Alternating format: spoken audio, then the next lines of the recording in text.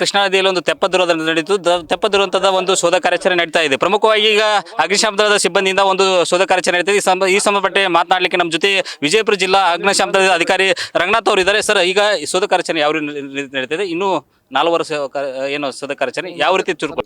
Sir, ಈಗ ತಮಗೆಲ್ಲ ಗೊತ್ತಿರುವಾಗ ಏನಪ್ಪ ಅಂದರೆ ನಮ್ಮ ಇಲಾಖೆಯಿಂದ 4 ಬೋಟ್ಗಳನ್ನು ಹಾಕ್ಕೊಂಡು ಬೆಳಗಿ, ಬಾಲ್ಕೋಟೆ, ಬಿಜಾಪುರ ಮತ್ತು ಜಮಖಂಡಿಯಿಂದ ಬೋಟ್ಗಳನ್ನು ತರಿಸಿಕೊಂಡು ಸತತವಾಗಿ ಕಾರ್ಯಾಚರಣೆ ಬೆಳಗ್ಗೆ 6 ಗಂಟೆಯಿಂದ ಪ್ರಾರಂಭಿಸಲಾಗಿದೆ.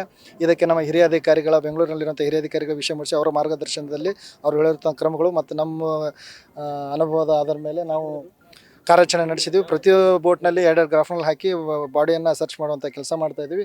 ಆಲ್ರೆಡಿ ಈಗ ಒಂದು ಬಾಡಿ ಏನಪ್ಪ ಅಂದರೆ ಸರ್ಚ್ ಆಗಿ ಜಿಲ್ಲಾ ಆಂಬುಲೆನ್ಸ್ನಲ್ಲಿ ಜಿಲ್ಲಾ ಆಸ್ಪತ್ರೆಗೆ ಕಳಿಸುವಂಥ ವ್ಯವಸ್ಥೆ ಮಾಡಿದ್ದಾರೆ. ಸ್ಥಳದಲ್ಲಿ SP ಸಾಹೇಬರು, ಪೊಲೀಸ್ ಹಿರಿಯ ಅಧಿಕಾರಿಗಳು, ಕಂದಾಯ ಇಲಾಖೆದ ಅಧಿಕಾರಿಗಳು ಸಹ ಹಾಜರಿದ್ದು ಕಾರ್ಯಾಚರಣೆ ಮುಂದುವರಿತಾ ಇನ್ನೂ ಹೆಚ್ಚಿನ ಬೇಕಾದಲ್ಲಿ ನಾವು ಹಿರಿಯ ಅಧಿಕಾರಿಗಳ ಆದೇಶ ತಗೊಂಡು ಮತ್ತೆ ಬೋಟ್ ತರಿಸುವಂಥ ವ್ಯವಸ್ಥೆ ಮಾಡ್ತೀವಿ. ಸರ್, ಇನ್ನು 4 ವರ್ಷದಿಂದ ಎಲ್ಲರ ಐಡೆಂಟಿಫೈ ಗೊತ್ತಾಗ್ತಾ ಇದೆ ಹೆಂಗೆ ಸರ್? ಈಗ ಅದು ಬಾಡಿ ಏನು ಮೊದಲನೇ ಬಾಡಿ ಏನು ಟ್ರೇಸ್ ಆಗಿದೆ ಅದೇ ಜಾಗದಲ್ಲಿ ಏನಪ್ಪ ಅಂದರೆ ಹೆಚ್ಚಿನ ನಾವು ಸರ್ಚನ್ನು ಮಾಡಲಿಕ್ಕೆ ಎಲ್ಲರಿಗೆ ಆದೇಶ ನೀಡಿದ್ವಿ. ಅಂದರೆ ಅದೇ ಒಂದು 100 ಮೀಟರ್ ರೇಡಿಯಸ್ನಲ್ಲಿ ಬಾಡಿ ಸಿಗಬಹುದು ಅನ್ನೋಂಥ ಒಂದು ಊಹೆಯಿಂದ ಅಲ್ಲಿ ಏನಪ್ಪ ಅಂತಂದರೆ ನಾವು ಸರ್ಚಿಂಗ್ ಪ್ರೊಸೆಸ್ಸಿನ ಸ್ಟಾರ್ಟ್ ಮಾಡಿದ್ವಿ. ಸರ್, ಇನ್ನೂ ಹೆಚ್ಚುವರಿ ಏನಾದರೂ ಸಿಬ್ಬಂದಿ ತರಿಸೋದಾಗಿರ್ಬೋದು ಮತ್ತು ಚುರುಕುಗೊಳಿಸೋದಂಥ ಏನಾದರೂ ಪ್ರಯತ್ನಗಳು ನಡೀತಾ ಇದೆ? ಸಿಬ್ಬಂದಿ ಆಲ್ರೆಡಿ ನಮ್ಮಲ್ಲಿ ಇದ್ದಾರೆ. ಇನ್ನೂ ಬೇಕಾದರೆ ಇನ್ನೂ ಬೋಟ್ ತರಿಸುವಂಥ ವ್ಯವಸ್ಥೆ ನಾವು ಹಿರಿಯ ಅಧಿಕಾರಿಗಳ ಮಾರ್ಗದರ್ಶನ ತಗೊಂಡು ತೊಗೋತೀವಿ. ಏನು ಎಕ್ವಿಪ್ಮೆಂಟಿಗೆ ಯಾವುದೇ ರೀತಿ ಕೊರತೆ ಇಲ್ಲ. ಸರ್, ಈಗ ಕಾರ್ಯಾಚರಣೆ ಸ್ವಲ್ಪ ವಿಳಂಬ ಆಗ್ತಾ ಇರೋದು ಏನಂತಂದರೆ ಈ ಬಲೆ ಹಾಕಿದಾರಲ್ಲ, ಬಲೆ ಇದಕ್ಕೆ ಆಗ್ತಾ ಇದೆ ಅನ್ನೋಂಥದ್ದು ಹೆಂಗೆ?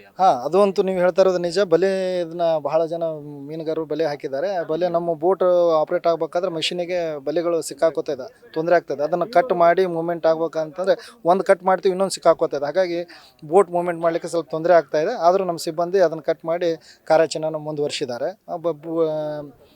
ಬೆಲೆಯನ್ನು ತೆಗಿಲಿಕ್ಕೂ ಸಹ ಪೊಲೀಸ್ ಇಲಾಖೆದವರು ಮೀನುಗಾರಿಗೆ ಕ್ರಮ ಕೈಗೊಂಡಿದ್ದಾರೆ. ಸರ್, ಇನ್ನು ಎಷ್ಟು ಗಂಟೆವರೆಗೆ ಆಗ್ಬೋದು ಇನ್ನು 4 ವರ್ಷದ ಹೊರತಿಗೆ ಅಂತ? ಅದು ಗಂಟೆ ಅಂತೇನಿಲ್ಲ, ಅದು ಡಿಪೆಂಡ್ ಅಪಾನ್ ಸರ್ಚಿಂಗ್ ಮೇಲೆ ಹೆಂಗೆ ಸಿಗ್ತದೆ ಹಂಗೆ ನಾವು ಅದು ಕ್ಲೋಸ್ ಮಾಡ್ತೀವಿ. ಬಾಡಿ ಸಿಗೋ ಮಟ್ಟ ನಾವು ಮಾಡ್ತೀವಿ. Thank you sir. ಇದಿಷ್ಟು ಏನಂತಂದರೆ ವಿಜಯಪುರ ಜಿಲ್ಲಾ ಬೋಟ್ ಕಾರ್ಯಾಚರಣೆ ನಡೆಸ್ತಾ ಇದ್ದೀವಿ.